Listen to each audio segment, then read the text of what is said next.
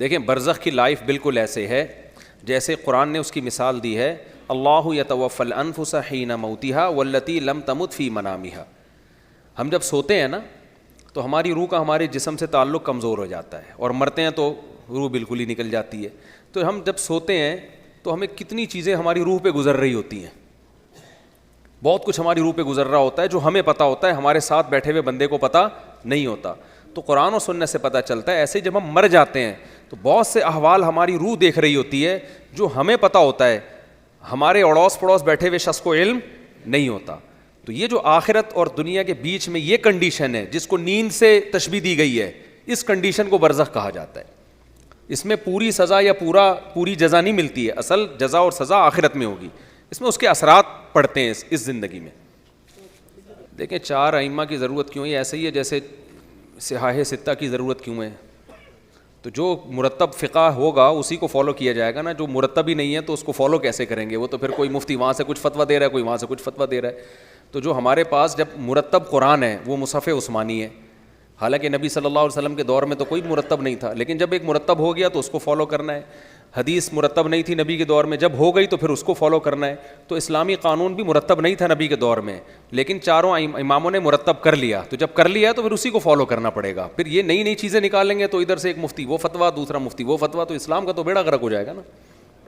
جی یہاں کی عورتوں کو ثواب ہوتا ہے جی جی مردوں کو تو 72 برے ملیں گے، ہمیں کیا ملیں گے؟ یہ تو کامن سوال ہے خواتین کا کہ مردوں کو 72 70 سنی تھی، 72 آپ 2 اور لے آئے، تو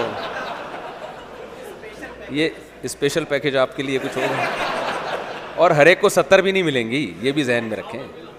تو دیکھیں عورت کی فطرت، ابھی یہ ٹاپک نہ چھیڑیں تو اچھا ہے، چھاؤں میں۔ دیکھیں یہ جو غیر مسلم اسٹیٹ میں رہنا، مسئلہ یہ نہیں ہے کہ غیر مسلم اسٹیٹ میں رہنا جائز ہے یا ناجائز، اصل مسئلہ یہ ہے کہ ایسی جگہ رہنا جہاں آپ کو غالب گمان ہو کہ میری اولاد یا میرا دین محفوظ نہیں ہوگا، اس جگہ رہنا جائز نہیں ہے، چاہے وہ مسلم اسٹیٹ ہو یا غیر مسلم۔ اور جہاں آپ کو یہ غالب گمان ہو کہ میں اپنے اور اپنے بچوں کی دین کی حفاظت کر سکتا ہوں، تو چاہے وہ مسلم ہو یا غیر مسلم، وہاں پہ رہنا جائز ہے۔ کچھ لوگوں کے حالات وہاں اتنے خراب ہیں، بے روزگاری سے یہ حال ہو گیا ہے کہ اگر وہ ہجرت کر کے کمانے کے لیے نہیں جاتے تو شاید وہ بھکاری بن جائیں اور ان کے حالات بہت خراب ہو جائیں۔ تو اب یہ آپ نے فیصلہ کرنا ہے کہ آپ یہاں اپنے بچوں کے دین کو محفوظ رکھ سکتے ہو یا نہیں رکھ سکتے۔ یہاں تو بہت سے اسلامک اسکول بن گئے، نہیں بنے تو آپ بناؤ یہاں پہ۔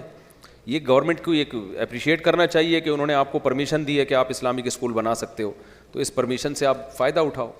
دیکھیں کریڈٹ کارڈ کے بغیر اگر شاپنگ ممکن ہی نہیں ہے تو پھر جائز ہے کریڈٹ کارڈ، اس میں آپ پھر سود لگنے سے پہلے دیکھیں گھر لینا تو کرائے پہ آپ کی ضرورت، اس پہ میں ابھی ایک پورا جواب ریکارڈ کروا چکا ہوں، وہ سن لیے گا۔